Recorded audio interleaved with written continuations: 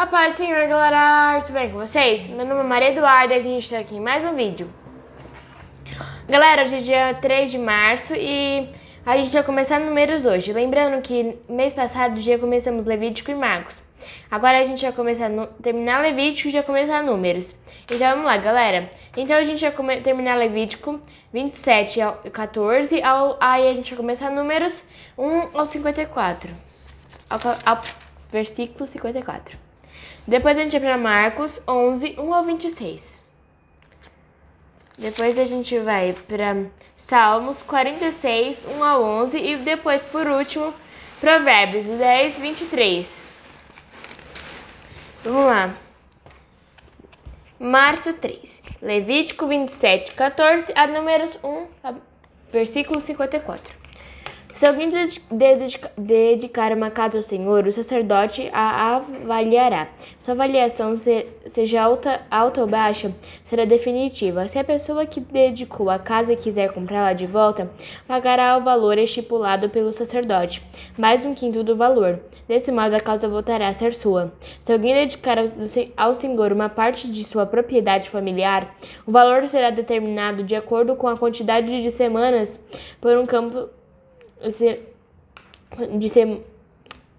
O valor será determinado de acordo com a quantidade de sementes necessárias para semeá-la. 60 gramas de prata por um campo semeado com 220 litros de sementes de cevada. Se o campo for dedicado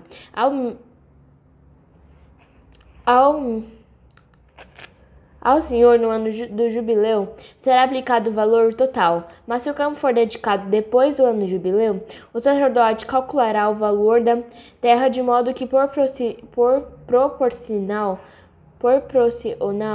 ao número de colheitas restantes até o próximo ano do jubileu. O valor calculado será reduzido a cada ano que se passar. Se a pessoa que dedicou o campo se já comprá-lo de volta, pagará o valor estipulado pelo sacerdote, mais um quinto do valor. O campo voltará a ser legalmente seu. Se, contudo, não quiser reavê-lo e ele for vendido a outra pessoa, o campo não poderá mais ser comprado de volta. Quando o campo for liberado no ano do jubileu, será santo, totalmente dedicado ao Senhor, e se tornará propriedade dos sacerdotes. Se alguém dedicar ao Senhor um campo que comprou, mas que não faz parte de sua propriedade familiar, o sacerdote determinará o valor com base no número de colheitas restantes até o próximo ano do jubileu. E nesse mesmo dia, a pessoa entregará o valor do campo como doação sagrada para o Senhor. No ano do jubileu, o campo será devolvido a quem o herdou com a propriedade familiar. Todos os pagamentos serão calculados de acordo com o peso do ciclo do santuário, equivalente a 12 gramas. O macho da primeira cria de um animal não poderá ser dedicado ao Senhor, pois a primeira cria de seu gado, suas ovelhas e de suas cabras já pertence a ele. É possível porém comprar de volta a primeira cria de um animal impuro, mediante o pagamento do valor estipulado pelo sacerdote for mais um quinto do valor. Se o animal não for comprado de volta, o sacerdote venderá pelo valor estipulado. Contudo, qualquer coisa totalmente dedicada ao Senhor, seja uma pessoa ou um animal, uma propriedade familiar, jamais será vendida ou comprada de volta. Tudo que é assim consagrado é santíssimo e pertence ao Senhor. Nenhuma pessoa que tenha sido definitivamente marcada para destruição poderá ser comprada de volta, deverá ser executada. A 10ª parte dos produtos da terra, sejam cereais dos campos ou os frutos das árvores, pertence ao Senhor e deve ser consagrado a Ele. Se você desejar comprar de volta a 10ª parte dos cereais ou frutos pertencentes ao Senhor, pagará o seu valor, mais um quinto do valor. Conte um de cada 10 animais do seu gado e dos seus rebanhos, e separe-os para o Senhor, considerando-os santos. Não faça distinção entre os animais bons e ruins, nem substitua um pelo outro. Mas se trocar um animal por outro, tanto o primeiro como o seu substituto serão considerados santos, e não poderão ser comprados de volta. Esses são os mandamentos que o Senhor deu aos israelitas por meio de Moisés no Monte Sinai. Vamos começar agora a ler Números. No primeiro dia do segundo mês, do segundo ano, desde a saída dos israelitas do Egito, o Senhor falou a Moisés na tenda do encontro, no deserto do Sinai, e disse: Realize um censo de toda a comunidade de Israel, de acordo com seus clãs e famílias. Faça um israelita de todos os homens, de 20 anos para cima, aptos para irem à guerra. Você e Arão registrarão os soldados com a ajuda do chefe dos clãs de cada uma das tribos. Estes são os chefes dos clãs que os ajudarão conforme suas tribos. Da tribo de Ruben, Elisur, filho de Zedeur. Da tribo de Simeão, Selumiel, filho de Zurizadai. Da tribo de Judá, Nasson, filho de Aminadab. Da tribo de Issacar, Natanael, filho de Zuar. Da tribo de Zebulun, Eliabe, filho de Elon. Da tribo de Efraim, filho de José, Elisama, filho de Amilde. Da tribo de Manassés, filho de José, Gamaliel, filho de Pedazur. Da tribo de Benjamim, Abidã, filho de Gideoni. Da tribo de Dan, Aizer, filho de Amizadai. Da tribo de Azer, Pagiel, filho de Ocra. Da tribo de Gade, Eliasaf, filho de Deuel. Da tribo de Naphtali, Aira, filho de Enã. Esses são os representantes escolhidos da comunidade, líderes das tribos de seus antepassados, chefes dos clãs de Israel. Assim Moisés e Arão convocaram os líderes nomeados, e naquele mesmo dia reuniram toda a comunidade. Todos foram registrados conforme sua linhagem, de acordo com seus clãs e famílias. Os homens de 20 anos para cima foram registrados um a um, como o Senhor tinha ordenado a Moisés. Desse modo, Moisés registrou seus nomes enquanto estavam no deserto do Sinai, na seguinte ordem: da tribo de Ruben, o filho mais velho de Jacó, os homens de 20 anos para cima, aptos para irem à guerra, conforme os nomes anotados nos registros de seus clãs e famílias, totalizando 46.500.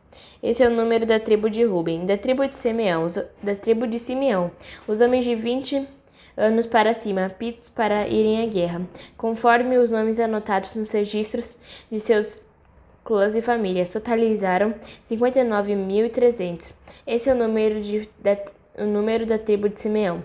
Da tribo de Gade, os homens de 20 anos para cima, aptos para irem à guerra, conforme os nomes anotados nos registros de seus clãs e famílias, totalizando 45.650. Esse é o número da tribo de Gade. Da tribo de Judá, os homens de 20 anos para cima, aptos para irem à guerra, conforme os nomes anotados nos registros de seus clãs e famílias, totalizaram 74.600. Esse é o número da tribo de Judá.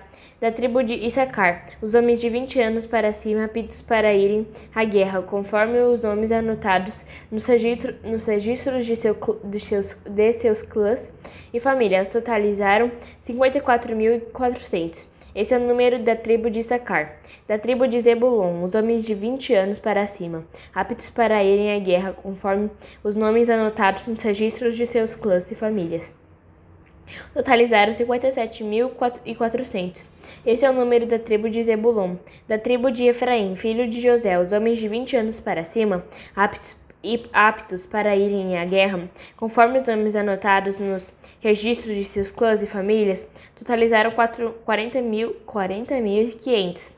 Esse é o número da tribo de Efraim. Da tribo de Manassés, filho de José, os homens de 20 anos para cima, aptos para irem à guerra, conforme os nomes anotados nos registros de seus clãs e famílias, totalizaram 32.200. Esse é o número da tribo de Manassés. Da tribo de Benjamim, os homens de 20 anos para cima, aptos para irem à guerra, conforme os nomes anotados nos registros de seus clãs e famílias, totalizaram 35.400.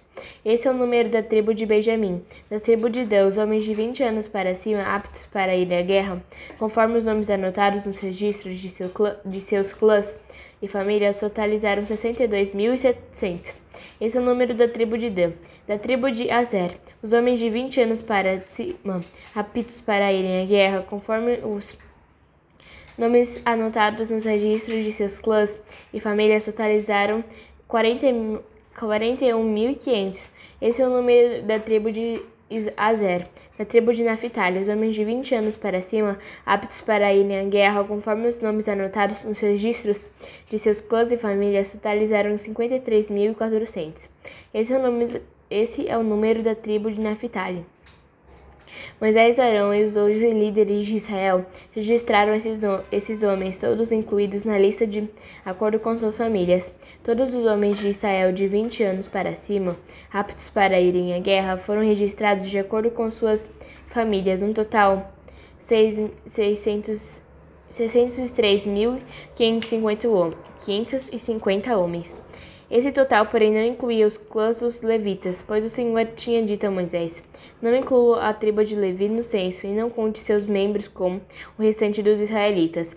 Encarregue os levitas de cuidarem do tabernáculo da aliança, e de toda a sua mobília e de todos os seus utensílios. Eles transportarão o tabernáculo e todos os seus utensílios, cuidarão dele e acamparão ao seu redor. Sempre que o tabernáculo tiver de ser transportado, os levitas o desmontarão. Na hora de acampar, eles o amarrarão novamente. Qualquer pessoa não autorizada que se aproximar do tabernáculo será executada. Os israelitas acamparão de acordo com suas divisões numa área designada por sua bandeira. Os levitas, por sua vez, acamparão ao redor do tabernáculo da aliança para proteger a comunidade de Israel da ira do Senhor. É responsabilidade dos levitas montar guarda ao redor do tabernáculo da aliança. Os israelitas fizeram exatamente como o Senhor havia ordenado a Moisés. Agora vamos ler Marcos, galera, vamos lá. Marcos 11, 1 ao 26. Quando já se aproximavam de Jerusalém, Jesus e seus discípulos chegaram à cidade de Betfagé e Betânia, no Monte das Oliveiras. Jesus enviou na frente 2 discípulos. Vão aquele povoado adiante, disse ele. Assim que entrarem, verão amarrado ali um jumentinho, no qual ninguém jamais montou. Desamarrem-no e tragam-no para cá. Se alguém lhes perguntar o que estão fazendo, digam apenas: o Senhor precisa dele e o devolverá em breve. Os 2 discípulos foram e encontraram o jumentinho na rua, amarrado junto a uma porta. Enquanto o desamarravam, algumas pessoas que estavam ali perguntaram: o que vocês estão fazendo desamarrando esse jumentinho? Responderam conforme Jesus havia instruído e os deixaram levar o animal. Os discípulos trouxeram o jumentinho, puseram seus mantos sobre o animal e Jesus montou nele. Muitos da multidão espalharam seus mantos ao longo do caminho diante de Jesus, e outros espalharam os ramos que haviam cortados nos campos. E as pessoas, tanto as que iam na frente como as que o seguiam, gritavam: Hosana! Bendito é o que vem em nome do Senhor. Bendito é o reino que vem, o reino que nosso antepassado Davi. Hosana no mais alto céu. Jesus entrou em Jerusalém e foi ao templo. Depois de olhar tudo ao redor atentamente, voltou a Betânia com os 12, porque já era tarde. Na manhã seguinte, quando saíam de Betânia, Jesus teve fome. Viu que a certa distância havia uma figueira cheia de folhas e foi ver se pois ainda não folhas. Viu que a certa distância havia uma figueira cheia de folhas e foi ver se encontraria figos. No entanto, só havia folhas, pois ainda não era tempo de dar frutos. Então Jesus disse à árvore: Nunca mais comam de seu fruto. E os discípulos ouviram o que ele disse. Quando voltaram a Jerusalém, Jesus entrou no templo e começou a expulsar os que compravam e vendiam os animais para os sacrifícios. Derrubou as mesas dos cambistas e as cadeiras dos que vendiam pombas. Impediu todos que de usarem o templo como mercado e os ensinava dizendo: As Escrituras declaram: Meu templo será chamado casa de oração para todas as nações.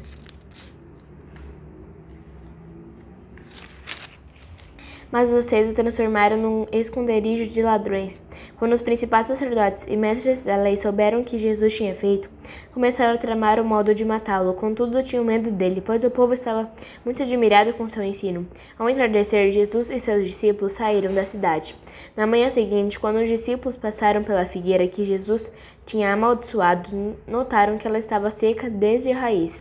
Pedro se lembrou do que Jesus tinha dito à árvore e exclamou: Veja, Rabi, a figueira que o Senhor amaldiçoou secou. Então Jesus disse aos discípulos: Tenham fé em Deus. Eu lhes digo a verdade. Vocês poderão dizer a este monte: Levante-se e atire-se ao mar. Isso acontecerá. É preciso, no entanto, crer que acontecerá e não ter nenhuma dúvida em seu coração. Digo-lhes que, se crerem que receberão qualquer coisa que pedirem, em oração lhes será concedido. Quando estiverem orando, se tiverem alguma coisa contra alguém, perdoem-no, para que seu Pai no céu também perdoe seus pecados. Eu vou agora grifar o 25. Quando estiverem orando, se tiver alguma coisa contra alguém, perdoe-no, para que seu Pai no céu também perdoe seus pecados. Mas se vocês se recusarem a perdoar, eu também vou grifar, tá, gente? Mas se vocês se recusarem a perdoar, seu Pai no céu não perdoará seus pecados. Agora vamos ler Salmos, galera, vamos lá. Salmos 46, 1 ao 11. Deus é o nosso refúgio e nossa força, Deus sempre pronto a nos socorrer em tempos de aflição. Portanto, não temeremos quando vierem terremotos e montes desabarem no mar, que o oceano estrondeie e espumeje, que os montes se estremeçam enquanto as águas se elevam. Um rio e seus canais alegram a cidade do nosso Deus. O santo lugar do Altíssimo Deus habita nessa cidade, e ela não será destruída. Desde o amanhecer, Deus a protegerá. As nações estão em confusão, e seus reinos desmoronam. A voz de Deus troveja, e a terra se dissolve. O Senhor dos exércitos está entre nós. O Deus de Jacó é a nossa fortaleza. Venham e contemplem as gloriosas obras do Senhor. Vejam como ele traz destruição sobre o mundo. Acaba com as guerras em toda a terra. Quebra o arco e a parte do meio a lança. E destrói os escudos com fogo. Aquietem-se e saibam que eu sou Deus. Serei honrado entre todas as nações, serei honrado no mundo inteiro. O Senhor dos exércitos está entre nós. O Deus de Jacó é a nossa fortaleza. Agora a gente vai terminar, galera, com Provérbios. Vamos lá, Provérbios 10, versículo 23. O tolo se diverte em fazer o mal, mas o sensato tem prazer em viver com a sabedoria. Eu vou grifar também, tá, gente? Esse último aqui. Terminando. Terminamos, galera. Espero que vocês tenham gostado. E como sempre, vamos dar lá o nosso check. Vamos lá. Com caneta, com o que você quiser. Não precisa ser a cor, não precisa ser caneta, não precisa ser nada disso. Prontinho. E foi isso, galera. Até a próxima. E até amanhã. Espero que vocês estejam gostando. Espero que vocês estejam curtindo. Espero que vocês estejam bem, né? Espero que vocês estejam vendo. Espero que vocês vejam todos os dias. Tchau, tchau, galera. Até amanhã com mais um vídeo.